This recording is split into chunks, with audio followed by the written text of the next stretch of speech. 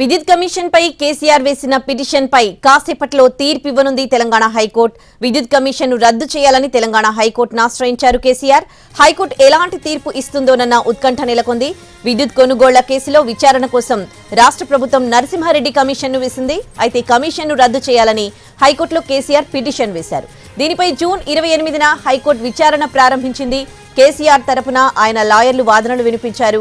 సహజ న్యాయ సూత్రాలకు విరుద్ధంగా కమిషన్ను ఏర్పాటు చేశారన్నారు. కేసీఆర్ సమాధానం ఇవ్వకముందే కమిషన్ చైర్మన్ మీడియా సమావేశంలో చేసిన వ్యాఖ్యలపై అభ్యంతరం వ్యక్తం చేశారు. మరోవైపు ప్రభుత్వం తరపున అడ్వకేట్ జనరల్ సుదర్శన్ రెడ్డి హైకోర్టులో వాదించారు. నరసింహారెడ్డి కమిషన్ ఎక్కడా పక్షపాత ధోరణితో వ్యవహరించలేదన్నారు. గతంలోనూ కమిషన్లు విచారణ వివరాలు మీడియాకు తెలిపిన సందర్భాలున్నాయని, ఇందులో దాపరికమేమీ లేదన్నారు. అయితే ఎంక్వైరీ కమిషన్ పేరుతో జ్యుడిషియల్ కమిషన్ వేయడం చట్టవిరుద్ధమని కేసీఆర్ లాయర్ సోంధి వాదించారు. కమిషన్ కు న్యాయపరమైన అధికారాలు లేనప్పుడు నివేదిక ఇస్తే ఏం జరుగుతుందని ధర్మాసనం ప్రశ్నించింది. ఇరుపక్షాల వాదనలు విన్న హైకోర్టు శుక్రవారం తీర్పును రిజర్వ్ చేసింది.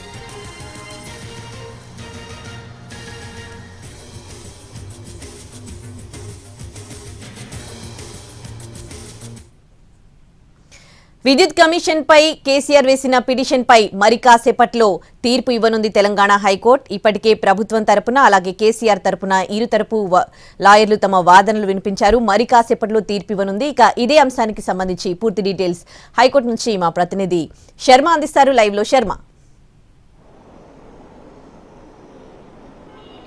విద్యుత్ కమిషన్ రద్దు చేయాలని కేసీఆర్ వేసిన పిటిషన్ పై ఇవాళ హైకోర్టు ఏం చెప్పబోతోంది? కేసీఆర్ పిటిషన్ ను అనుమతిస్తుందా, లేదంటే కేసీఆర్ పిటిషన్ ను డిస్మిస్ చేస్తుందా? దీనిపైనే ఉత్కంఠ అన్నది కొనసాగుతోంది. విద్యుత్ కమిషన్ ను రద్దు చేయాలి, జస్టిస్ నరసింహారెడ్డి కమిషన్ చైర్మన్ గా ఎట్టి పరిస్థితుల్లో ఆయన ఉండడానికి అర్హత లేదు అనేటువంటి విషయాన్ని ఛాలెంజ్ చేస్తూ కేసీఆర్ రిట్ పిటిషన్ దాఖలు చేశారు. దీనికి సంబంధించి 2 రోజుల పాటు వాదనలు జరిగాయి.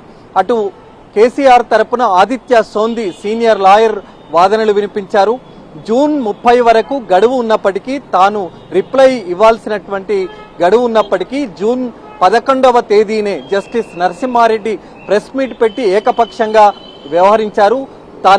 గతంలో తన ప్రభుత్వాన్ని, తనను వ్యక్తిగతంగా ఇమేజ్ డ్యామేజ్ చేసే విధంగా ప్రెస్ మీట్ పెట్టి జస్టిస్ నరసింహారెడ్డి మాట్లాడారు అనేటువంటి విషయాన్ని చెప్పారు. అంటే ఇది కేవలం తనను గాని అప్పుడున్న తన ప్రభుత్వాన్ని గాని బదనాం చేయడానికే ఈ విచారణ కమిషన్ ను ఏర్పాటు చేశారు అనేటువంటి విషయాన్ని కేసీఆర్ తరపు లాయర్ కోర్టు దృష్టికి తీసుకొచ్చినటువంటి సందర్భం.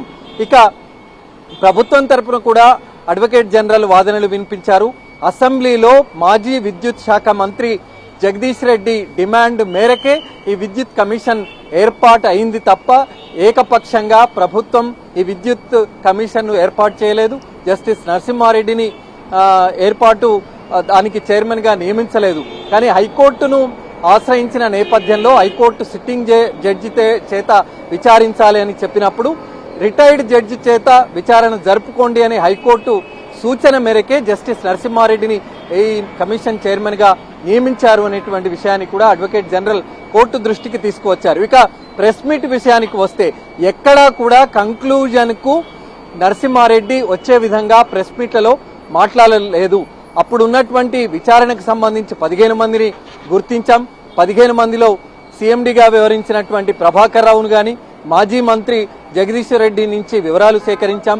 ఇక ఆధారాలు ఏమైనా ఉంటే కేసీఆర్ కు నోటీసులు ఇచ్చి ఆధారాలను తమ ముందు ప్రవేశపెట్టాలని కోరాం తప్ప ఇక్కడ ఎక్కడా కూడా వ్యక్తిగతమైనటువంటి ఆరోపణలు గాని కక్ష సాధింపు చర్యలు అన్నది లేవు అనేటువంటి విషయాన్ని కూడా అడ్వకేట్ జనరల్ కోర్టు దృష్టికి తీసుకొచ్చారు. మరి ఈ వాదనలు విన్న న్యాయస్థానం, ఈ ప్రధాన ధర్మాసనం ఏ విధమైనటువంటి తీర్పు వెల్లడించబోతోంది అనేటువంటిది చూడాల్సి ఉంది.